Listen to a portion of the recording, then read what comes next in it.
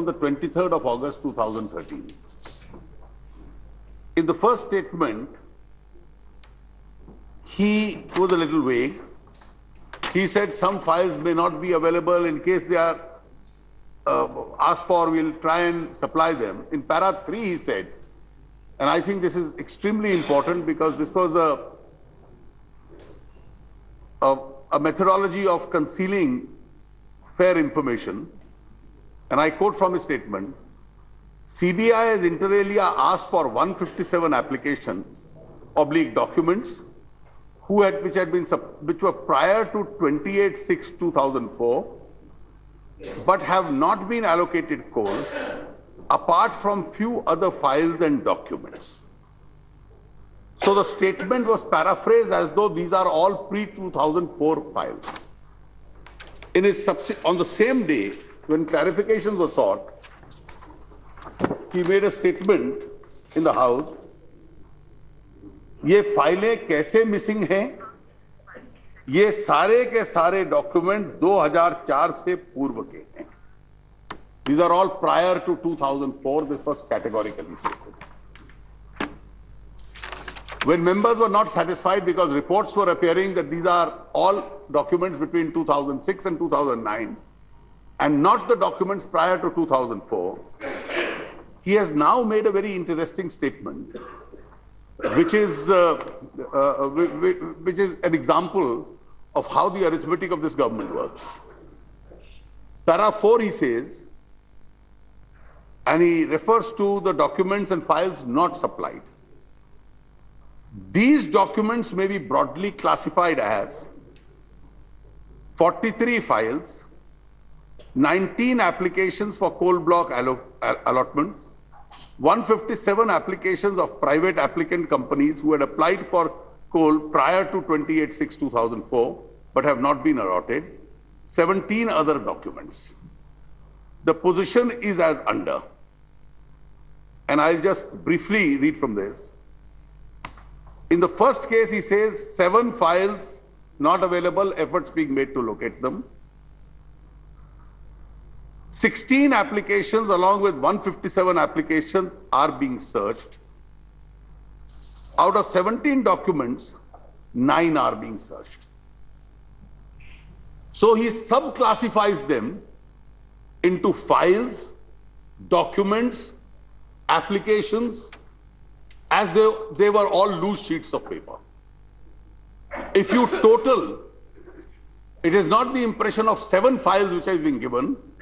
It is 7 plus 16 plus 9 plus 157.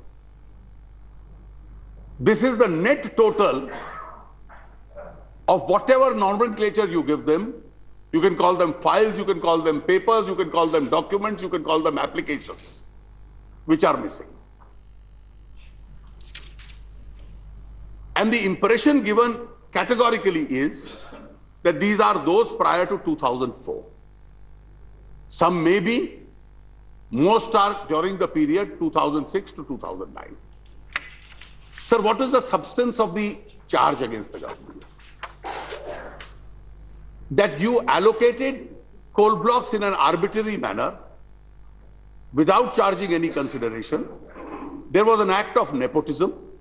It was given to favorites. Important political leaders became name lenders and rentiers. They became sweat equity holders in the companies which were the beneficiaries.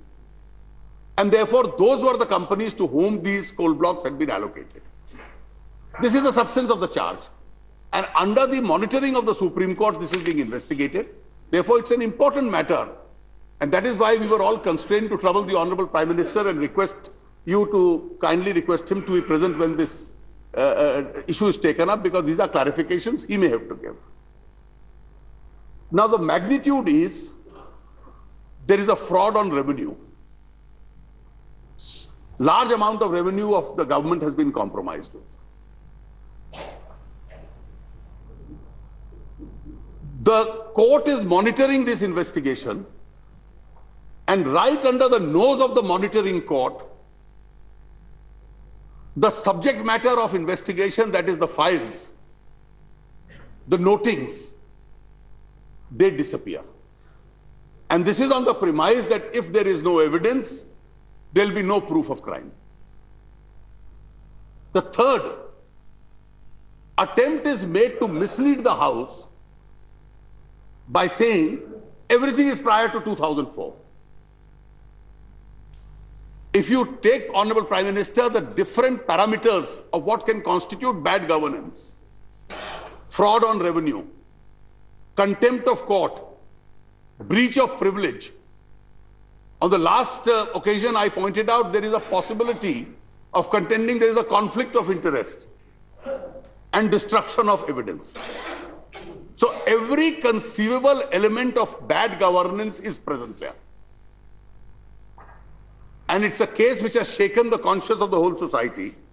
And we are now faced with a situation that the files will not see the light of the day.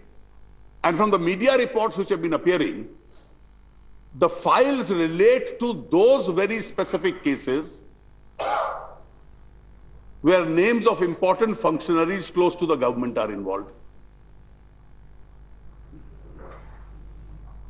My specific question, therefore, is, which we asked on the last day, which courts are also arguing, under these circumstances, destruction of evidence is a crime.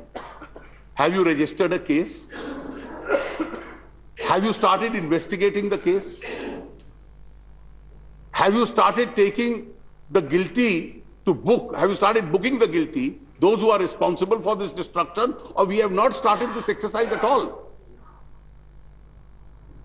What are the steps the government is taking to make sure that these documents reappear and that this investigation can be carried on to its logical conclusion? The courts will fix the penal responsibility. But who in the government, Mr. Prime Minister, is going to take the moral responsibility for this? And that is precisely why we were constrained to request you, sir, to request the Honorable Prime Minister to be present in the House to answer these questions. Now, Shri